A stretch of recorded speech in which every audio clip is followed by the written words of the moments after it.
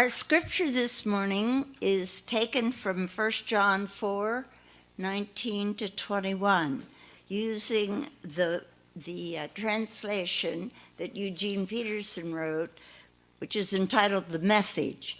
I'm going to change a few words so that it all is inclusive for all of us.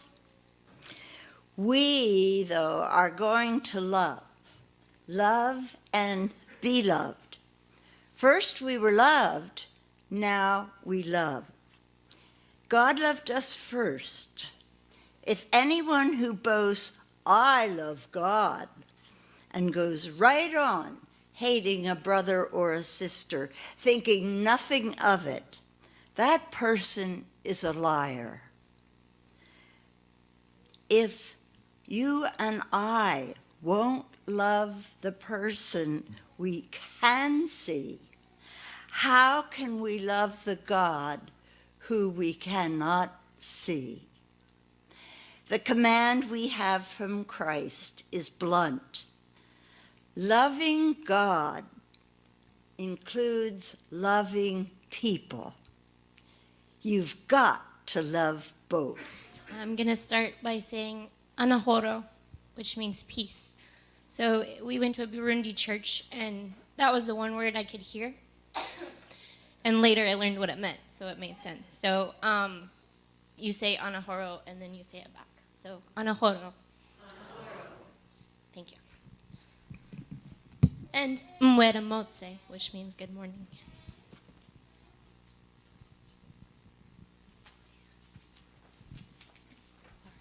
So some of the lessons that we discussed, the scripture that we heard today about loving people and loving God was our theme for our Burundi work camp. And so we talked a lot about faith and how our beliefs go through everything that we do.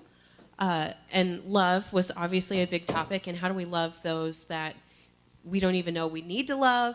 How do we love those that are difficult to love? And how do we love those that already love us back and show that through even more? And then a lot of our discussions had to do with the privilege that we had being there, because I think a lot of us that were on the work camp were already pretty conscious of the privilege that we have just here in the United States, and we really felt it multiplied, magnified, being in Burundi, in the heart of Africa. And so that was difficult to adjust to, because it was uncomfortable for us. And I think it was a good uncomfortable, because we needed to be challenged and put in a position where we felt unnormal. I don't know how else to describe it. Uncomfortable, yes. Okay, so Burundi is a country south of Rwanda, and it's basically in the center of Africa. And they kept telling us over and over, Burundi is the heart of Africa. And of course, that's a pat on the back, but it's also a beautiful message in a way. Because when you take that to heart, then you can be a more loving person. And we definitely learned that while we were there. So there's Burundi in the center of Africa, just by Lake Tanganyika. And then there is Burundi by itself. These are our work campers. There were 7 work campers and 2 leaders. So we have Jamie, Emily, Alexis, Colby, Tori, Donna was a leader, Kalani, and Greg kind of got cut off because the screen's smaller than the computer. She was also trying to walk away. She doesn't like pictures. And then I'm taking the photo. Yes. We became a really close group while we were there, and bless Kalani because he was the only boy. And he took it in stride. He did. Yes. Okay, so these are some of the first things we saw when we were driving from Bujumbura, which is the capital of Burundi, to our work site, which is in an area of Burundi called Gitega. So you can see 10 roofs, people walking, a lot of pedestrians. That's a tea field where they grew tea on the side of the road. And a common thing to do for bikers when you're going uphill is to grab on the back of a truck and let the truck do the work for you, which work smarter, not harder. It scared us, but they knew what they were doing. So the place that we went to serve was an organization called THARS, which stands for Trauma, Healing, and Reconciliation Services. And I don't know if you can see the poster very well, but it's basically an organization that works with people who are suffering trauma from genocide. And as many of you may or may not know, Burundi had a very hard history from about 1995 until, honestly, today, with killings and rape and all that good stuff. Not Social good. injustices. Yeah. And it's basically between two tribal groups called the Tutsis and the Hutus, and it began after a president was assassinated, and it just escalated from there. So there's a lot of people in Burundi suffering even today.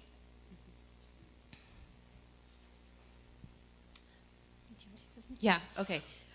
Myra had his last name down a lot better, but this is David Niyonzima, and David is the CEO and founder of THARS, and so David was kind of the person that we relied on for a lot of information.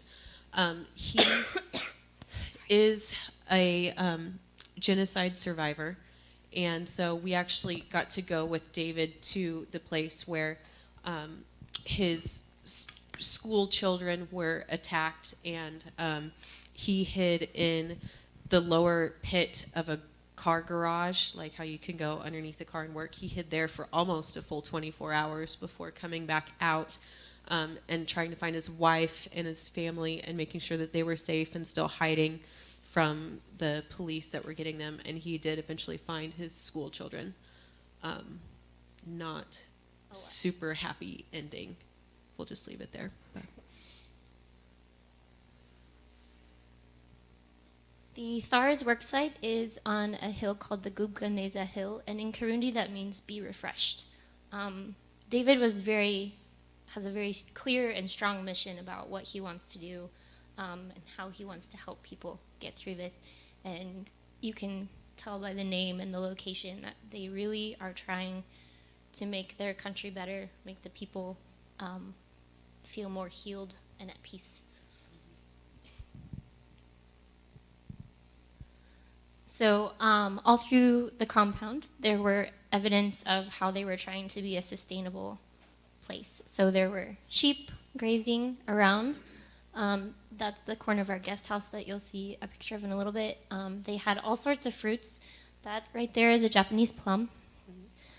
They also had papaya, bananas, cows, pineapple, lemons, all sorts of fruits, and we ate those fruits nearly every day.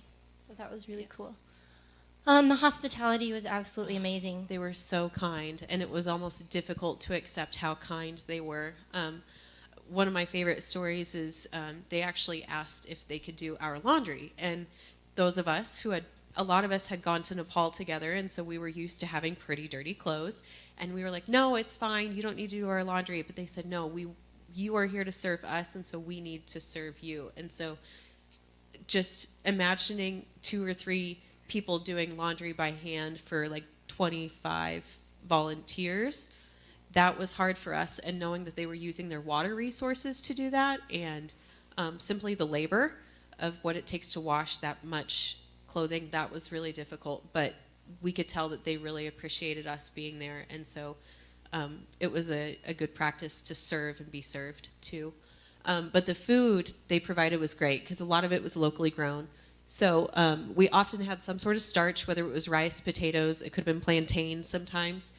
We had a meat and some sort of sauce, and then some beans, some rice, and usually some sort of salad fruit plate as well. So they always took a great job with their presentation, as you can see on the right-hand side. Just the avocado slices, I'm telling you, they were huge. Like, we still can't get over how big the avocado was.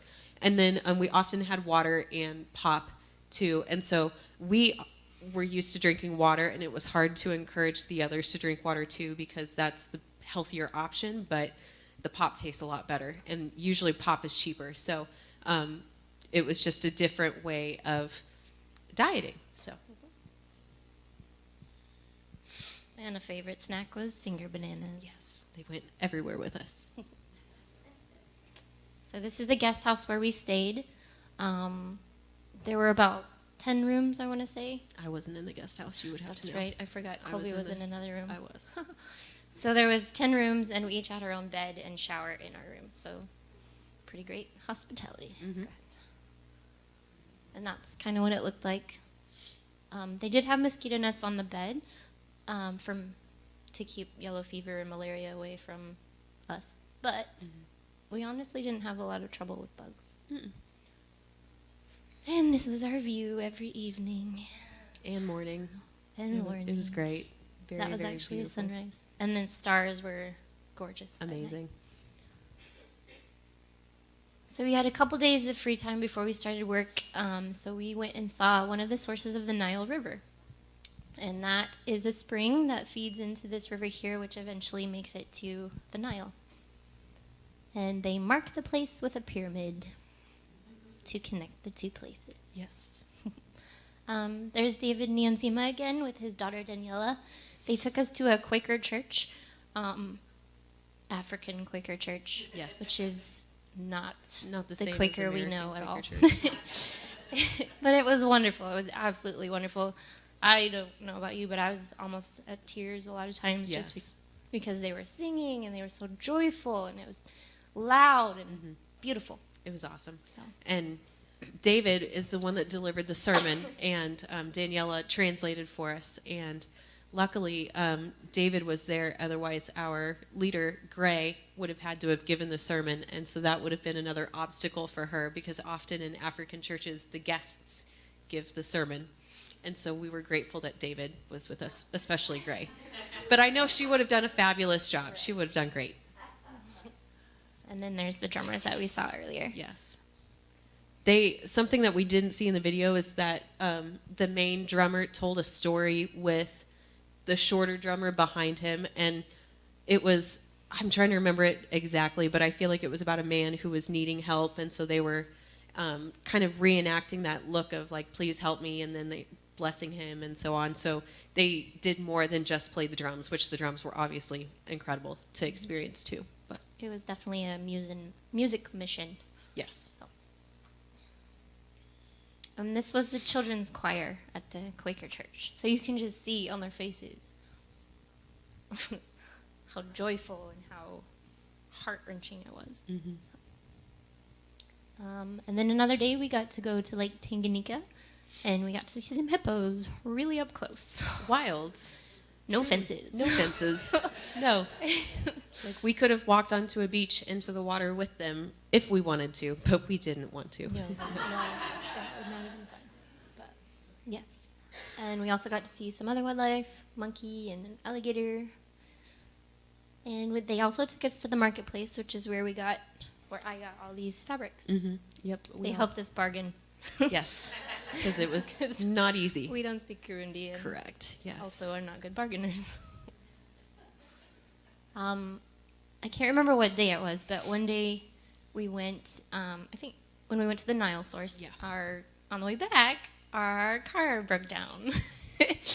And, I don't know if it's because we've been in Nepal before or what, but like we were just kind of like, okay, cool, whatever. Some other people were a little more upset about it. But the really cool thing about it, you can go to the next one. The really cool thing about it was that a group of village children came, and we got to interact with them and do funny faces and take pictures. And so out of this unexpected trial, we got this blessing.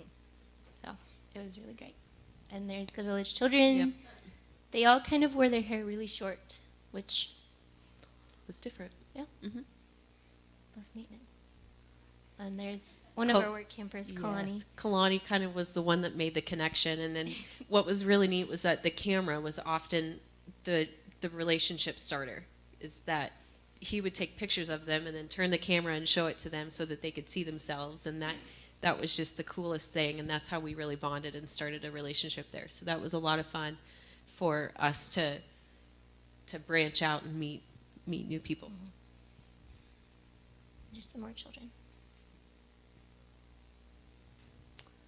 Another day, different day, we were caught in a 3-hour traffic jam. So we were on one ridge of a mountain, and the traffic curved around, and you can kind of see the cars over there. So we were watching the traffic jam as we were sitting for a couple hours. Well, and the story about the brakes. So, Yes. yeah, I thought you were leading to that. But so on our way home, we were going down the mountain because to get to Gatega, you have to go up into the mountain. So most of our journey going back was going down. And at one point in time, we can hear David, who's driving, sitting next to Donna Parcell, who is our kind of African guru, adult representative. And David says, just calmly over at Donna, Donna, please pray. Our brakes are not working right now. Please pray. And she goes, oh, okay.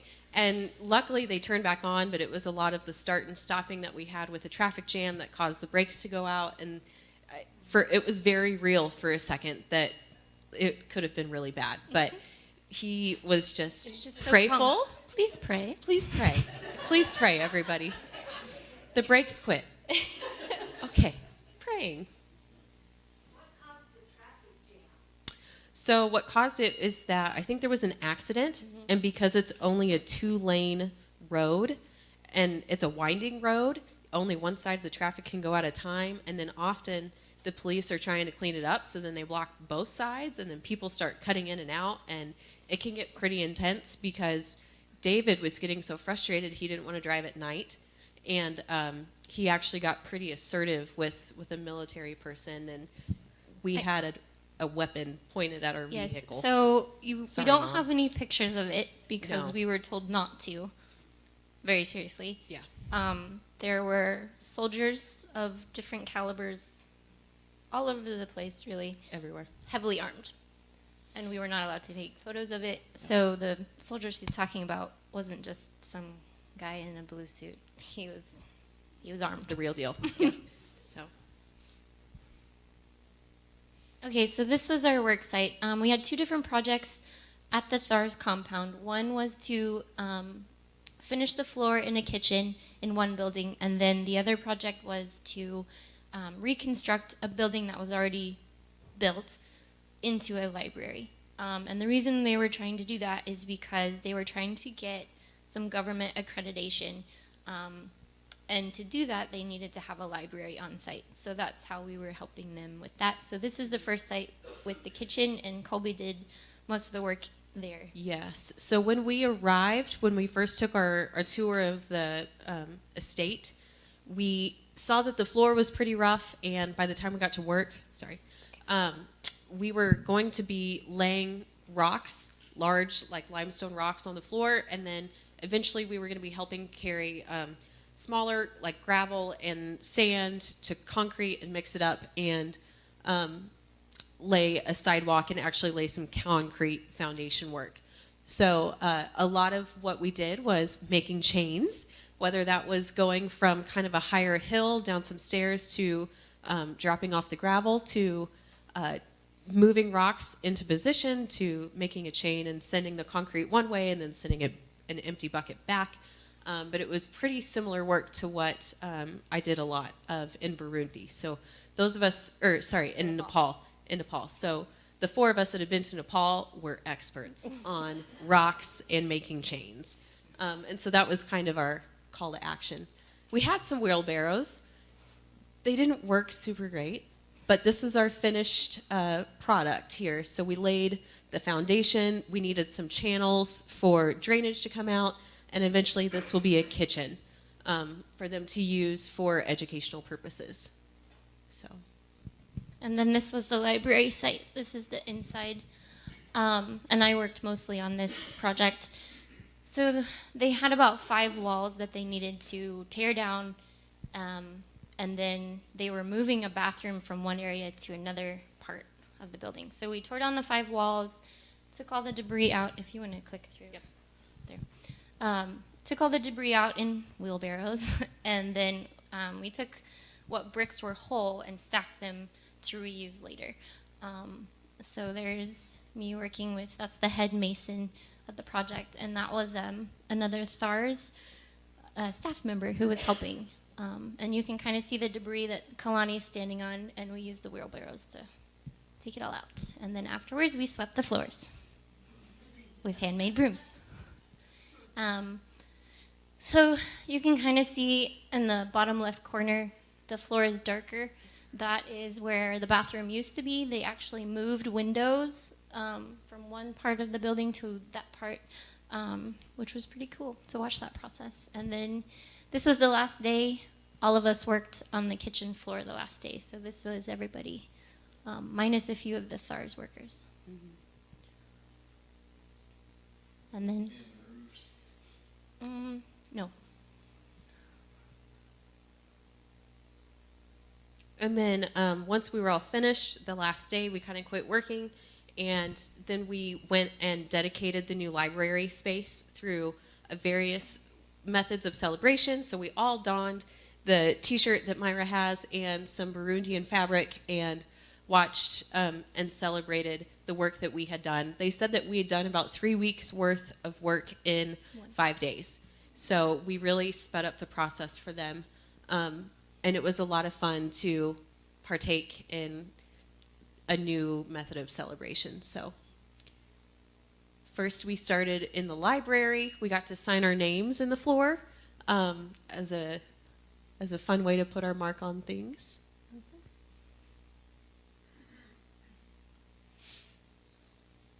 And then we did get to do a little bit of dress-up time. Over on the far left picture, we've got Solomon and his wife Felicity. Solomon was a THARS volunteer that was just an incredible human being and role model for us. He had, I don't remember all of his story, but he had gone through some pretty difficult times going to different refugee camps to help volunteer, and learned various languages from like French to English to something else. Swahili, I think he knew Swahili, and obviously Kirundi, their native language. And so he was remarkable to work with. And then one night after we had gone to the market, the THARS women dressed us all up in our new materials and showed us how to wear them properly. And then, let's see, who's that? Who did I take a picture with? That's okay. It could have been Elion, but we did a lot of riding in the car, and so we got pretty exhausted at times. All right. And then it was all meaningful, but one of the other meaningful things that we did while we were there was after a day of work, there was a hill just across the valley where a village of Batwa people were living. And we could hear them every night, and we could see the fires where they fired their pottery. But we actually got to go into their village, and it was just so cool because as soon as we walked out of the THARS gate, there were kids there, and they were singing, and they sang with us the whole way. It was like 15 minutes to their village, and they just sang and clapped, and a lot of the kids grabbed our hands. It was really impactful. That would be a typical living situation for the Batwa. And there they all are. An older woman, some kids. And the other thing that I noticed when we were there is that the older kids take care of the babies, so that the parents can work on their pottery, make bricks, do all that kind of thing. So the family unit is really cool. And then talk about the lunch program.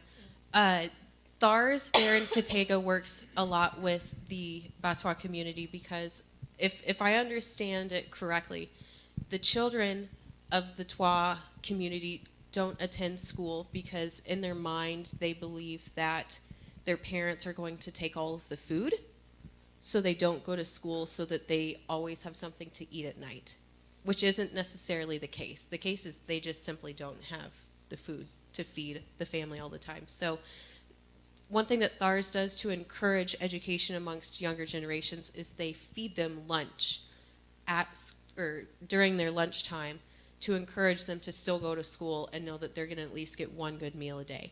So while we were working, I think most of the days there was another location within the Gatega site that was feeding kids there while we were there. We didn't ever get to go down and interact with them. Donna Parcell, who took these Twa pictures, did get to go do a little bit of picture taking of that, but that was just one way that THARS was encouraging progress within their communities and positively helping make a change with the Twa people.